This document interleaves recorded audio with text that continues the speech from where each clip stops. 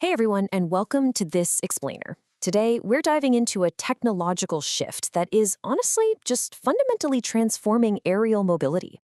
I mean, for over a century now, human flight has basically been one long, continuous narrative of us pushing the absolute boundaries of physics. But today, well, we aren't just pushing those boundaries anymore, we're entirely rewriting the rulebook of aviation. So let's dive right in. Seriously, think about it for a second. What actually happens when our current technology simply hits a wall? For decades, we've relied on the exact same basic formula to get up into the air.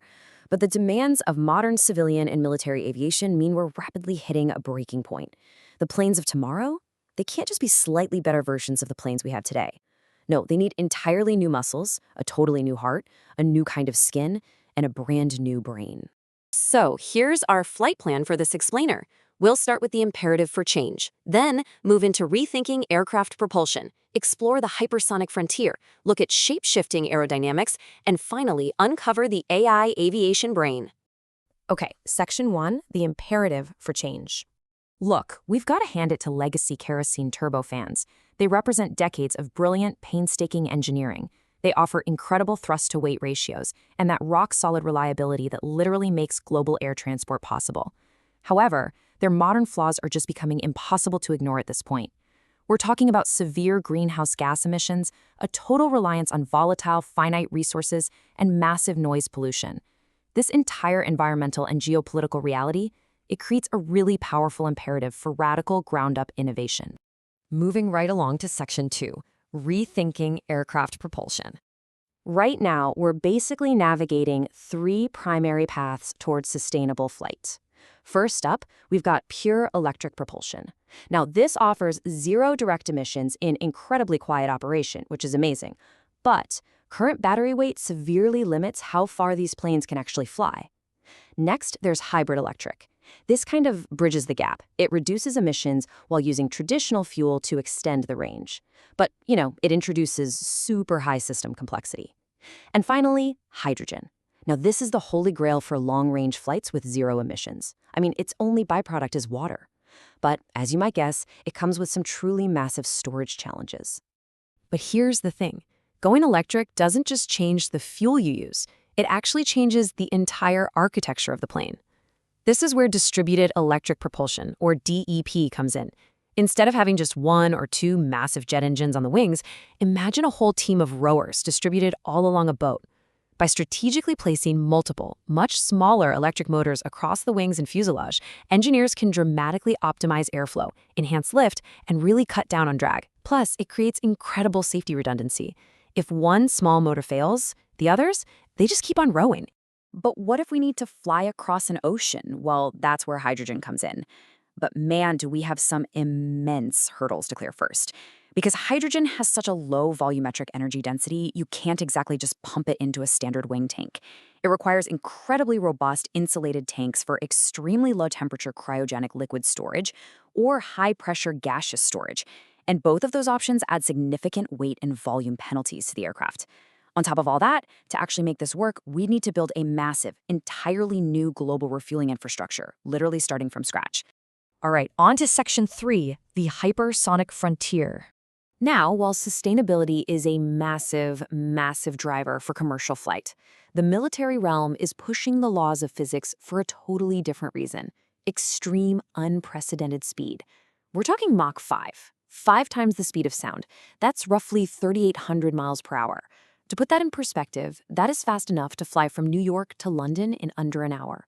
This number represents the monumental threshold where supersonic flight officially transitions into the hypersonic realm. And at these speeds, the air friction generates temperatures so utterly extreme that they honestly challenge the absolute limits of modern material science. So to actually achieve Mach 5 and beyond, you need an entirely different type of engine altogether, the scramjet. This is an engine where the combustion literally happens while the air is flowing through it at supersonic speeds. Just think about the engineering challenge here for a second. You're trying to precisely inject fuel and maintain a stable combustion in an environment of extreme pressure and blistering heat. It's essentially like trying to keep a match lit inside a Category 5 hurricane. It's an absolute breathtaking feat of thermodynamics, and it enables rapid global strike capabilities and insanely advanced reconnaissance. Next up, Section 4, shape-shifting aerodynamics. Okay, so we're moving from the heart of the aircraft to its skin, where rigid, stiff metal structures are becoming dynamic and fluid. We are, at long last, actually mimicking nature. Think about how a bird dynamically adjusts its feathers in midair. For takeoff, a morphing wing physically increases its curvature, its camber, to maximize lift. Once the plane is up at cruising altitude, the wing actively flattens out to optimize fuel efficiency. Then, upon landing, it adjusts its twist and spanwise shape to create the perfect amount of drag and control. The aircraft is quite literally changing its physical shape in real time to perfectly match the atmosphere around it. Of course, standard metal doesn't just bend on its own. To do this, it requires incredibly advanced smart materials. We're talking about shape memory alloys, piezoelectric actuators, and electroactive polymers. These are highly compliant, ultra-lightweight composite structures that can literally be commanded to twist, bend, and warp without snapping or losing any of their vital structural integrity. It's wild stuff. And aerodynamics actually gets even more sci-fi with something called active flow control, or AFC.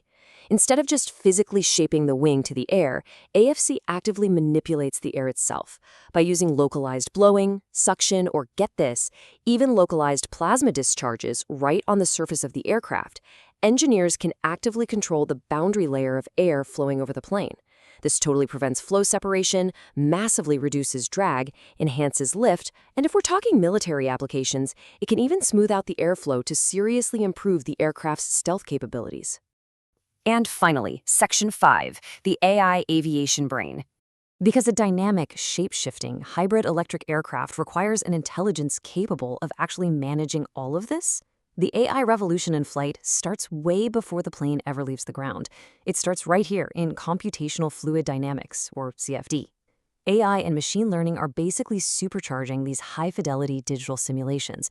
Instead of spending years doing super costly physical wind tunnel tests, AI can virtually test and generate incredibly unconventional, highly efficient aircraft geometries in a fraction of the time.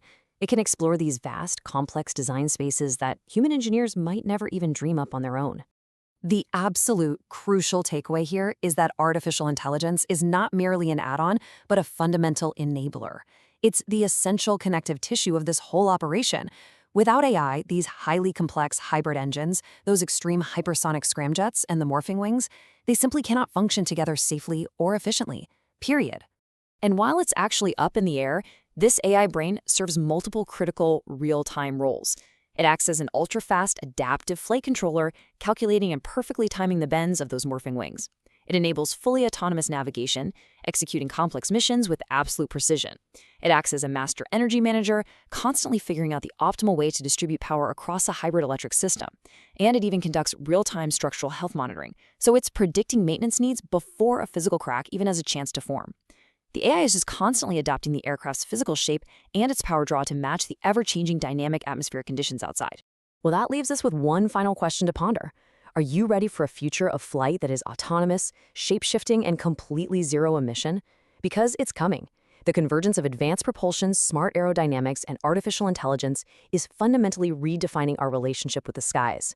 The aircraft of tomorrow is going to feel a lot less like a rigid metal machine and way more like a living, breathing, intelligent organism.